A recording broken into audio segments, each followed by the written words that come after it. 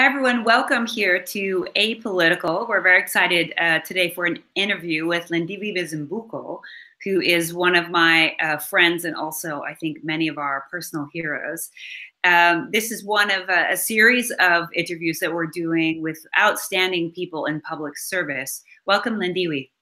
Thank you so much, Lisa. It's good to see you. Good to see you, too. Lindiwe, where are you right now? Where in the world are you these days?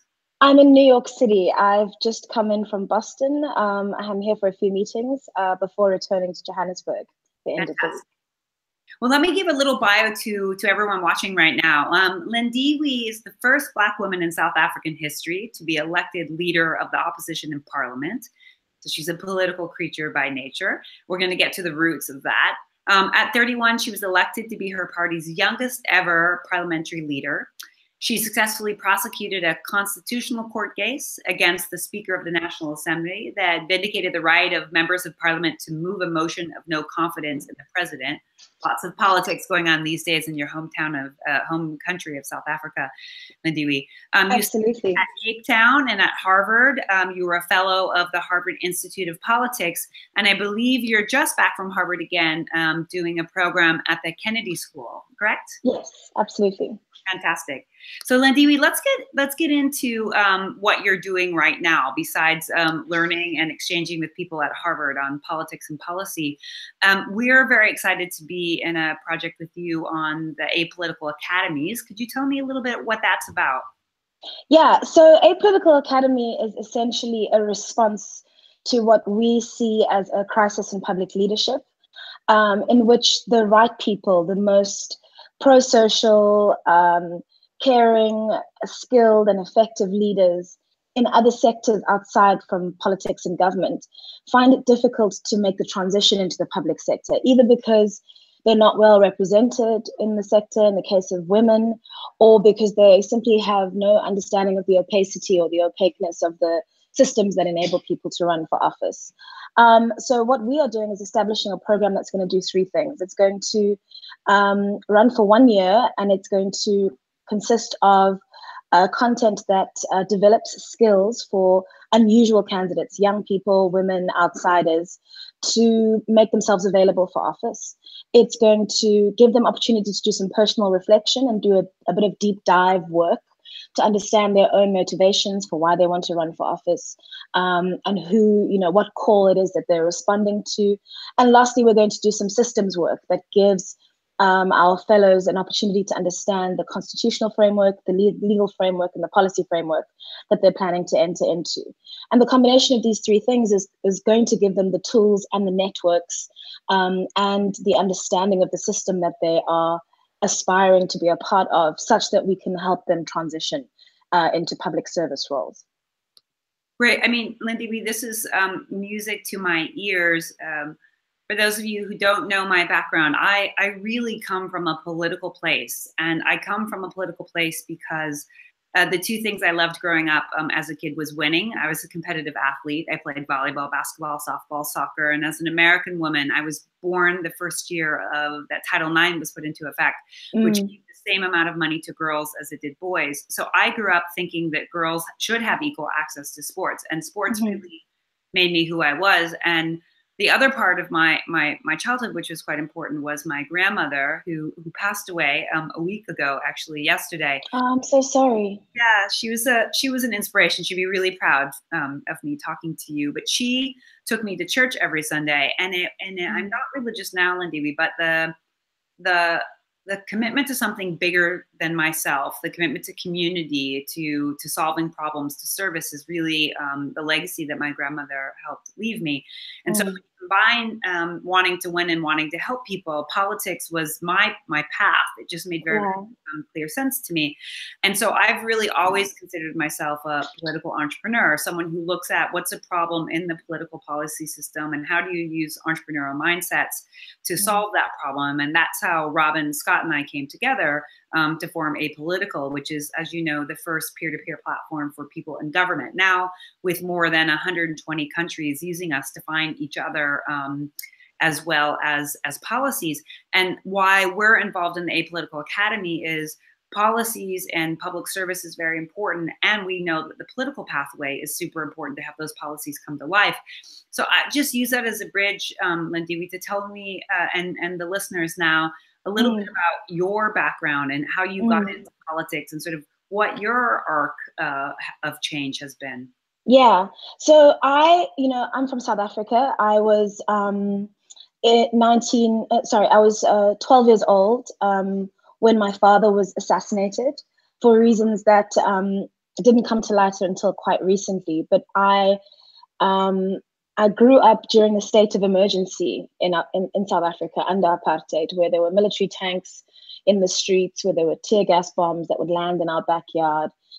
And that kind of uncertainty culminated in this really violent act that took place in my family and just really crystallized in my mind the extent to which my country, but also the world, are just deeply unsafe, unjust places. And I think the thing that really carried through for me ever since losing my father at 12 was this notion that not only did we not know why he was gone, but the reason we didn't know why he was gone was because we lived under a system that didn't value his life as a Black man. And so I've always been sort of inculcated by this idea that justice is an essential part of humanity, and that the search for justice, for whether it's economic justice or gender-based justice or reconstructive justice, is something that's been a really pivotal part of my life. I'm very lucky in the sense that aside from the tragedy I suffered as a young person, I've been raised by a very progressive family. I have many aunts who've shown me what it's like to be a strong, powerful woman. I've got a mother who's always supported me in the work that I've done. I've got a very large family who are equally supportive. So aside from the suffering that we endured at that time, I'm one of the lucky ones in South Africa. And I've always had this sense that I want young women who in my country are the most marginal of groups. They're the most likely to be burdened by disease, by lack of education, by lack of economic opportunities. I've always had a sense that young women are the people to whom I owe this sort of crusade for justice. And I initially thought it would be in the law. I had a brief kind of career in music. And then in the mid-2000s, when I graduated from university, it occurred to me that perhaps politics and public service was the right path for me. So I started out as a political staff member, went on to run for office, became a backbench MP in 2008, 2009, and was then campaigned for and was elected leader of the opposition when I was 31 years old. So it's been a quite interesting journey for me to find a purpose that speaks to my sense of the necessity to enact justice for people who've been marginalized. And for me, what was great about politics was the opportunity to speak on behalf of people who didn't have voices, and to tell their story in spaces where their story could ignite change and could change policy and make my country and my continent a better place. So now that I'm outside of politics, I'm really excited about the opportunities for particularly young women like me, but other people who otherwise feel a sense that they have a duty to tell other people's story or to use their experiences in a difficult context to make life better for others. I'm really moved by the potential to give them a chance to do what I did in my career, which is to represent the most marginalized people in society. Well, thanks, Lindiwe, for that story. I can imagine the tragedy of losing your father, and I imagine him, if he could look down on you, being very proud of what you've done. And there's definitely a feeling in South Africa of optimism and change and lots of sort of breaking through and new opportunity. I know your time at Harvard, one of the things you did was to sort of take a step back and not only think about your own political career, but you did a deep dive in thinking about Southern Africa and sort of the networks and the opportunities for young people to get involved. I'd love just your perspective, because I know you've been in politics for a while. You also take sort of a long-term view of things. What are the trends looking like for politics? How have things changed? Are things getting easier? Just a point of fact, this midterm election in the United States, this isn't a partisan comment, there are more women running for office than ever before.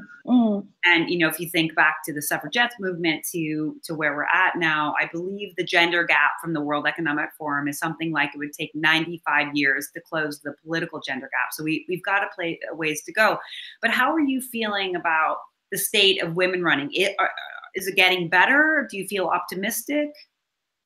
I feel hugely optimistic, but nevertheless conscious of the fact that it's so easy to roll back on these values and these principles and these targets. I mean, you'll know that the sort of the gender gap widened in the past 12 months. So even though there's been exciting progress around the world, the overall picture is not a picture of progress and transition.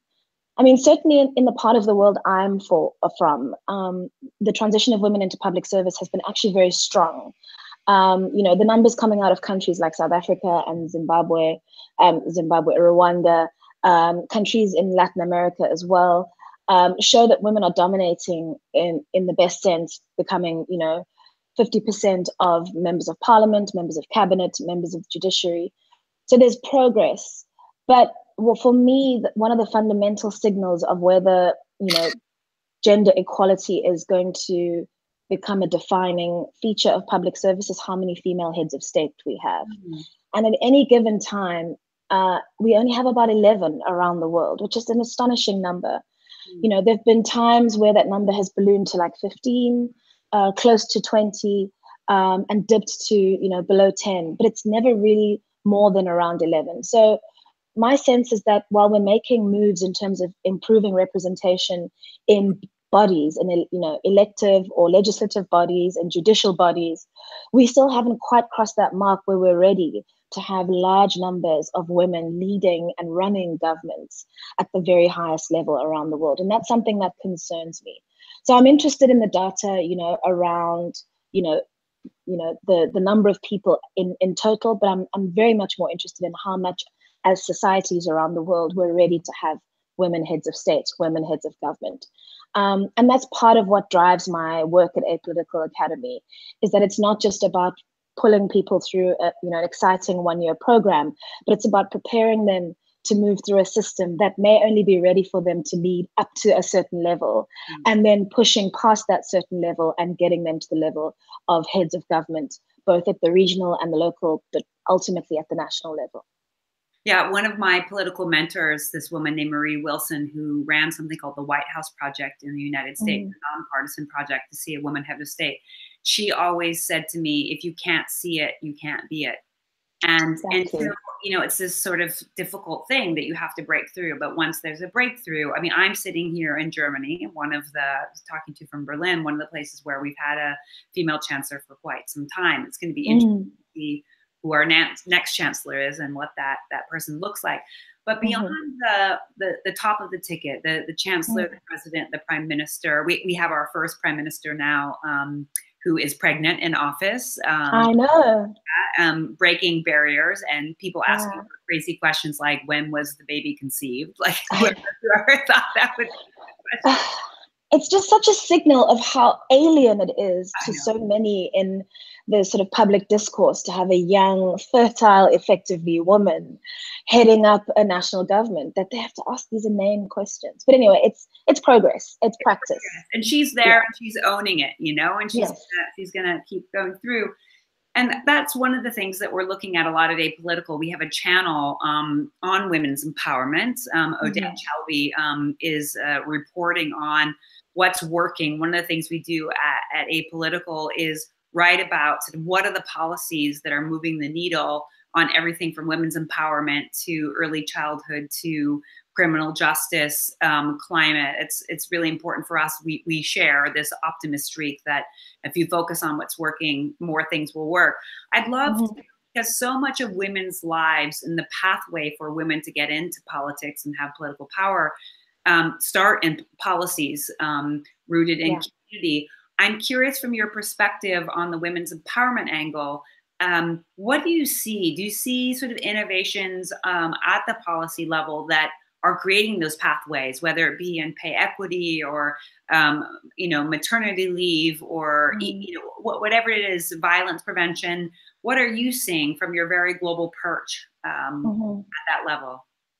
So one of the things that I find incredibly exciting is the mainstreaming of gender in governments, where governments do more than simply silo gender policy in a women's ministry, but actually have policy instruments like gender budgets to make sure that they mainstream gender the same way they would climate change as an aspect of everything from energy to, finance, to social development and so forth. So I'm really excited about some of the innovations that are coming out of the gender policy making space and the number of governments that are embracing it. And there's leaders around the world like Iceland and Canada. What I am more interested in, not because I care less about the policy, but because I'm also very interested in the people. What I'm most interested in is whether we can bring the kinds of innovations that are taking place in the civil services and public sectors around the world, around all the things you just described. So parental leave equality, policies that bring more women into the public service administration, and whether we can transition those policies into political elective politics, right? So whether or not we can convince political parties and political organizations that field candidates to do more to ensure that there are more female candidates at the supply side. And the challenge is governments can make policy for the electorates that they serve, and they can make policy in terms of the workplace that they run, in terms of the civil service and the administration. But it's far more difficult to influence political parties to field candidates that are gender equal in their number, and to have systems that open doors, right, for women to make themselves available for public office, to find ways to make public office an attractive prospect for women to pursue, and then who also carry that ethos through in everything that they do, including the policies that they propose. So I think there's exciting innovations happening at the government side. I'm really interested in the ways that we can get some of that innovation and pull it into the political party system, which is naturally going to be more competitive and is going to be more kind of individualized to each political organization. But there are umbrella organizations that can help political parties around the world move on these issues, to make sure that the question of why do we not have more women in office isn't answered by, well, there aren't enough women standing up or there aren't enough candidates available. There have to be more proactive ways to deal with that particular problem. So it sounds like there needs to be some entrepreneurialism and innovation in political parties themselves, not just absolutely in the policy space. I mean, I was struck, Lindiwe, in my last 3 years, apolitically traveling around the world. I've been going to political party conventions around times of major elections. And I went to a political party convention here in Germany, and it was super family friendly. There were men with children, women, aunties, grandmothers. There was a place for families to go. It wasn't like there was your family life here and your professional life here. It was that politics was for everyone. And I think there's some real innovations. It's not that it's only about children, but it's about that whole community approach. So I think it'd be interesting for people to attract new types of people. Absolutely. Right. We are seeing programs that focus on getting women in the pipeline. The investment, I know I was involved in a program called Emerge a while ago, and now you see people emerging and sort of taking their time. Let me get to some tough questions though for people who might be listening. This is you mentioned some of the things that you'd like to see, that political parties might change. There's no silver bullet, but if you could wave your magic wand for one thing to happen to increase the number of both women that get in and win, because both are important, what would you do? You know, I think about this constantly, and it's a very simple answer for me, and it's quotas, right? I often think about whether quotas or targets or goals or what's the word I'm looking for? Initiatives that enable or that incentivize, right, organizations are the right way to increase the number of people, the number of women participating in the public sector.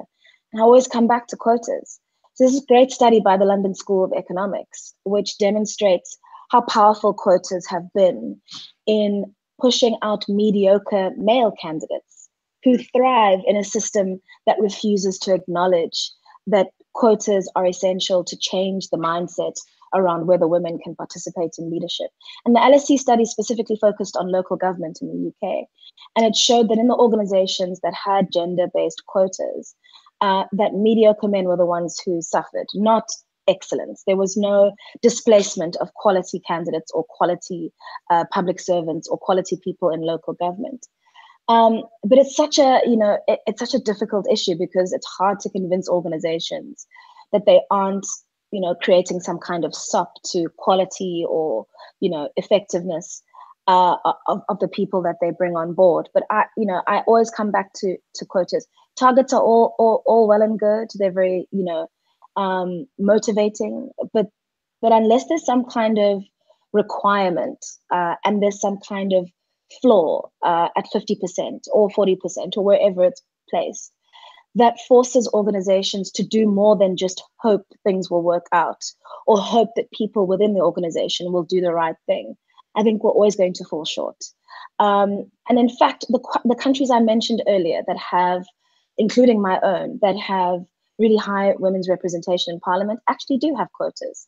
So, in parliament in Rwanda, there are quotas. The ruling party in South Africa has gender quotas. And it's not like a perfect instrument. There are drawbacks. There are questions around whether women should only be competing with other women or whether they should be allowed to compete with men. But in the final analysis, to me, it seems the sharpest and the most effective tool for improving overall quality, but also for ensuring that organizations take seriously the requirements to bring women into the sector. I mean, just riffing off that a bit, I know some of the political parties have taken moves to have gender equality within the political parties and within the slate. So one, you can go to the blunt force policy that you were talking about, where there's a law that's passed that, this has to be the way it is. But there are also bylaws that can be changed in the political party structure that ensure probably not just gender diversity, but maybe representative diversity in general. Absolutely. I mean, I know that something we care a lot about collectively is it's not just about gender, it's about making sure non-dominant voices are beginning to get a seat at the table, whenever culture that is, you actually have representative democracy.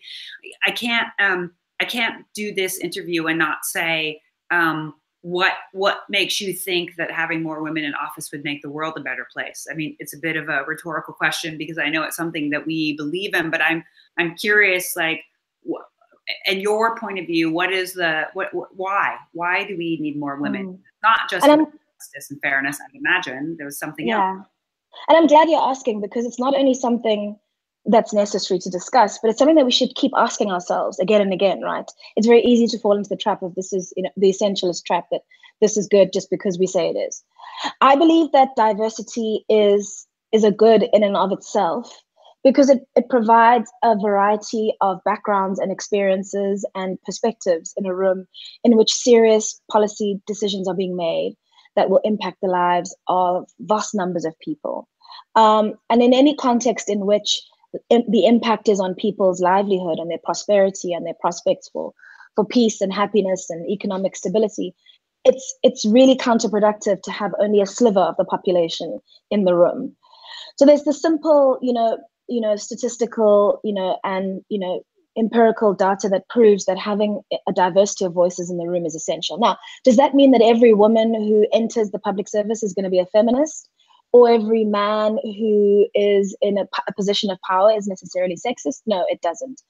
But in the analysis, when it comes to groups of leaders, groups of individuals making decisions collectively, and that's particularly important in things like cabinet meetings and legislative bodies, there's absolutely no question of the fact that having at least a representative number of female voices in the room is incredibly important for quality decision making. So I would argue it even the other way around. I would not want a room that is only made up of women. As much as that would, that would solve my, my feminist soul. It's about diversity, and it's about making sure that no voice is left out, including people from rural communities, people from communities with disabilities, people from the LGBTI community, right? It is not to say that because I identify as either, homosexual or heterosexual, I can't represent the other group. It simply means that having a diversity of people in the room moves us closer to and increases the likelihood of quality decision making. A couple more questions, and then we'll wrap up. I'm very happy to take questions from the live audience for Lindiwe. One of the things that we're seeing, we're living in this digital age. We're having this over a Google Hangout. We're sharing over social media. One of the ages we're in, it's something that governments are thinking a lot about, is the role of data in policymaking.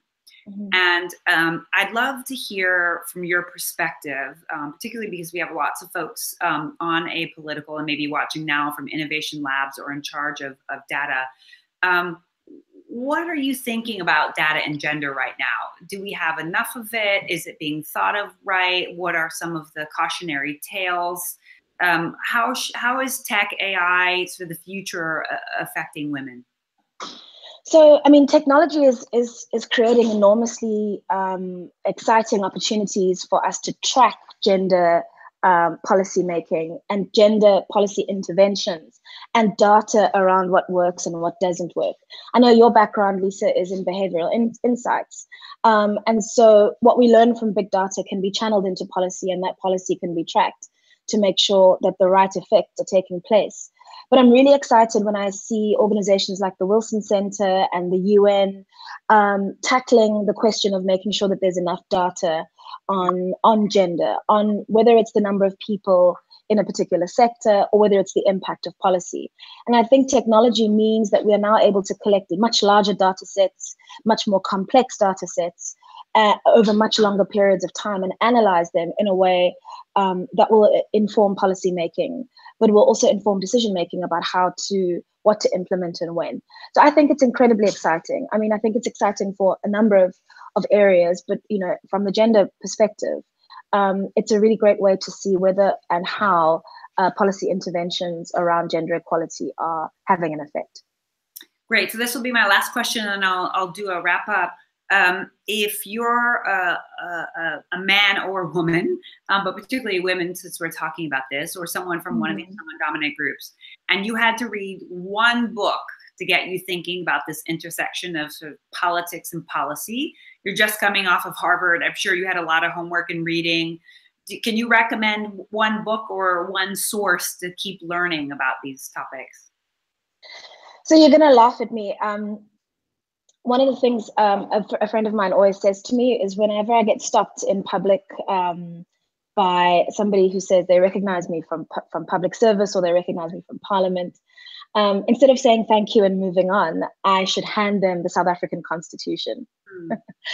And the first time this happened, I asked him why, and he was like, his knowledge of how much people know about the ground legislation that defines the country that they live in is that there's very little. The constitutions tend to be these very short documents that nobody reads. They kind of cut to the section they need to reference for a particular matter. But what they are great as is repositories of what the legal and the cultural, I suppose, framework is of any given country. So this is a slightly boring but slightly interesting answer from the point of view of if you want to influence policy, please start by understanding the context in which you find yourself. I would say get your hands on your country's constitution. I'm lucky. I come from a country with one of the most progressive constitutions in the world. And one of the reasons it's progressive is because it picked and chose in 1994 from a variety of constitutions around the world. But reading a constitution from cover to cover and understanding how it fits into the entire national framework is a really important part of understanding what needs to change, how it needs to change. Christine Lagarde at the IMF often cites the fact that there are constitutions, a large number of constitutions around the world limit property ownership for women. But the people who live in the countries where these constitutions limit property ownership for women don't even know that those provisions exist, and therefore don't even know that they need to change. It's simply that bias filters into legislation and other parts of policymaking that people kind of don't see. So for me, it's, guys, go back to the basics and understand what needs to change, what's revolutionary and incredible, what changes took place in the past as a consequence of amendments in order to understand where your country is at and where it needs to be going. Well, you've just given me such a great idea. My son is studying, my 10-year-old, my older one, Bruno, is studying political and economic systems. So we're talking capitalism and Marx at the table. And I've just decided I'm going to buy him a pocket U.S. Constitution. I'll let his dad do the German Constitution, and he can do a comparative politics on it. Perfect. It's a really interesting thing. I've been fortunate around the world, I'm sure as you, to go in and learn and do political training with people, grassroots communities. And it's quite shocking, not me coming in telling what their policy should be, but sort of helping them with other parts of the political world. And it's shocking to me. I do a raise of hands how many people have read the Constitution, and it's usually maybe 10%. Yeah. So it's really good grounding advice. You can't do politics and policy if you don't understand the ground that we're on. So Lindy, I want to sum up with some words that sort of summarize the conversation. I know we could go on forever, but we've talked about your strong sense of optimism driven by the sense of justice that you have for the world. We've talked about a need for political parties to sort of reform and to be forward looking ahead and to diversify with some examples. You talked about some policies that are working, and one of the reasons why these policies might be working is perhaps if we look back into the gender diversity of some of the parliaments and legislative bodies. So it's this reinforcing wheel, everything from gender parity in pay to parental leave and other important issues facing women. We've talked about gender budgeting. So if you're here as an apolitical member, how can you have that gender lens? But some countries don't want to call it gender budgeting. They just call it budgeting and have gender in their mind around it. But that's something you talked about. We talked about the need for smart data to actually track what's working and to know what's not working and make sure that data has a gender lens to it. We've talked about blunt force quotas as a real way to drive change. And I think I'll end it on the Constitution. At Apolitical, you know, our real drive and passion is to help government make itself the best it can for citizens.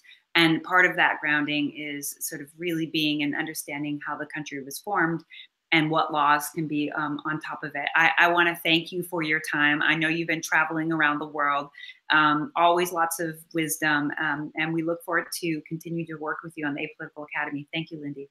Thank you so much, Lisa. Bye. Bye-bye.